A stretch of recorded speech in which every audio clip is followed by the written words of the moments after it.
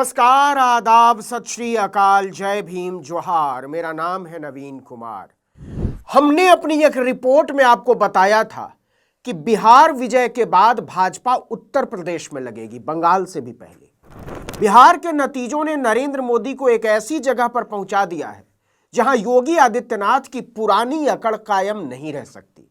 आपको पता ही है कि 3 साल होने को आए, भाजपा अपना राष्ट्रीय अध्यक्ष नहीं चुन पाई है, या कहें नहीं चुन पा रही है। इसके पीछे एक बहुत बड़ी वजह है योगी आदित्यनाथ। वह उत्तर प्रदेश में अपनी पसंद का प्रदेश अध्यक्ष चाहते थे, लेकिन मोदी शाह अपने हिसाब से उत्तर प्रदेश में संगठन चलाना चाहते थे।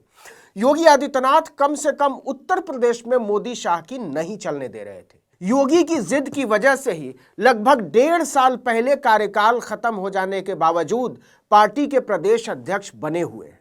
लेकिन बिहार चुनाव के बाद सब बदल गया है और अब योगी आदित्यनाथ भी समझ गए हैं कि अगर उन्हें मुख्यमंत्री के तौर पर बचे हुए दिन शांतिपूर्वक गुजारने हैं तो पुरानी जिद छोड़नी होगी। लिहाजा उत्तर प्रदेश में भाजपा संगठन में बड़े बदलाव की तैयारियां तेज हो गई हैं। लंबे समय से टल रहे प्रदेश अध्यक्ष की नियुक्ति अब अंतिम दौर में पहुंच गई है।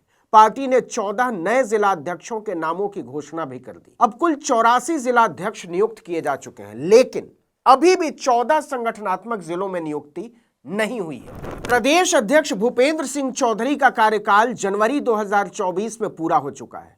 इसके बाद से प्रदेश अध्यक्ष के महत्वपूर्ण पद पर नए चेहरे की तलाश जारी है। खासकर 2026 के पंचायत चुनाव और 2027 के विधानसभा चुनाव को देखते हुए इस नियुक्ति की अहमियत और बढ़ गई है।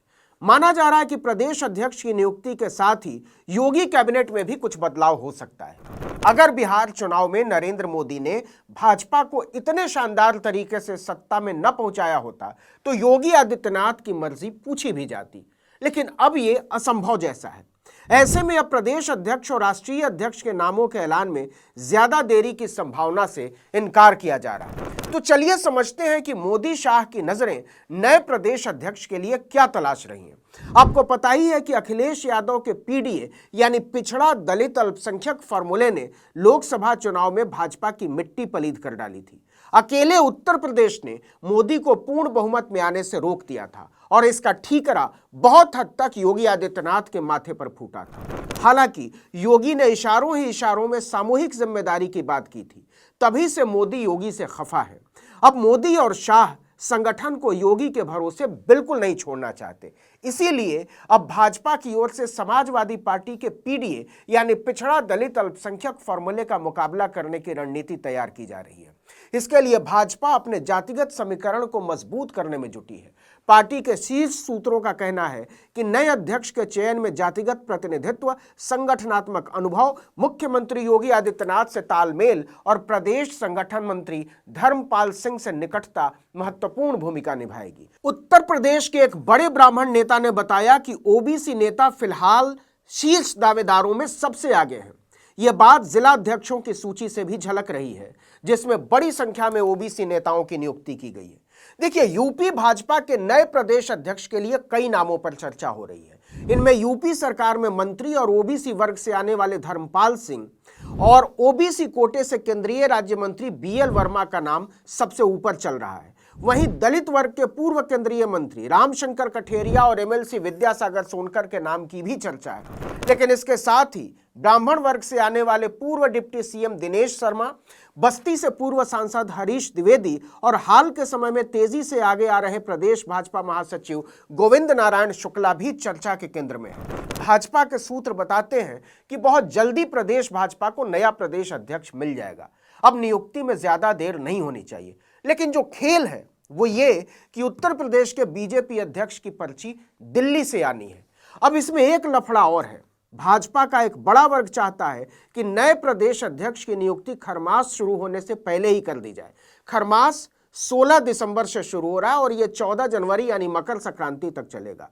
हिंदू धर्म की मान्यताओं के मुताबिक खरमास के बीच में पारंपरिक रूप से शुभ कार्य नहीं किए जाते और भाजपा को तो आप जानते ही हैं। उसके बड़े बड़े नेता धीरेन्द्र शास्त्री जैसे पोंगापंथियों के पैरों में पड़े रहते हैं।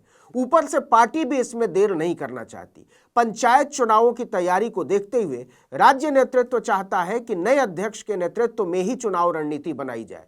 2024 के लोकसभा चुनावों के खराब प्रदर्शन के बाद संगठन को तुरंत मजबूत किए जाने पर जोर दिया जा रहा है। आप जानते ही हैं कि उत्तर प्रदेश में भाजपा का सामाजिक समीकरण बदलता रहा है। उसने ब्राह्मण बनियों की पार्टी से मुक्त होकर तेजी से पिछड़ों के बीच अपनी पैठ बनाई है।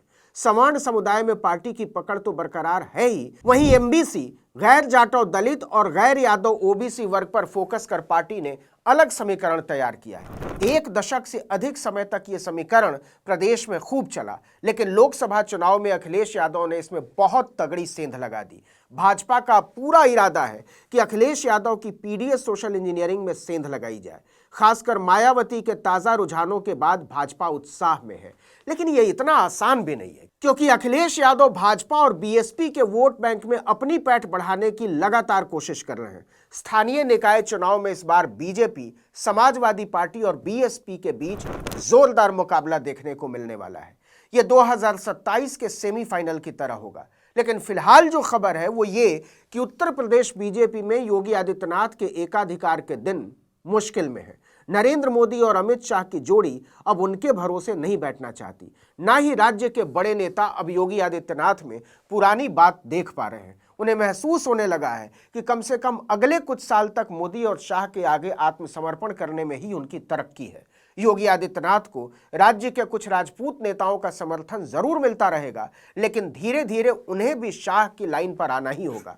लेकिन जो सबसे बड़ी बात है वो ये कि उत्तर प्रदेश के भाजपा संगठन में बदलाव के बाद राष्ट्रीय अध्यक्ष के चुनाव का रास्ता भी साफ हो जाएगा, और तब होगा असली खेल। देखना होगा कि नई परिस्थितियों में राष्ट्रीय स्वयंसेवक संघ का रुख क्या होता है, वड़ा रहता है या फिर आत्मसमर्पण करता है। याद रखिए, मोहन भागवत भी 75 पार के हो चुके हैं और वो नरेंद्र मोदी के 75 पार करने पर सवाल उठाने से पीछे हट चुके हैं। I have also seen him very closely, so they were enjoying it. I never said that I will retire or someone should retire. In Sangha, we Swayamsevak.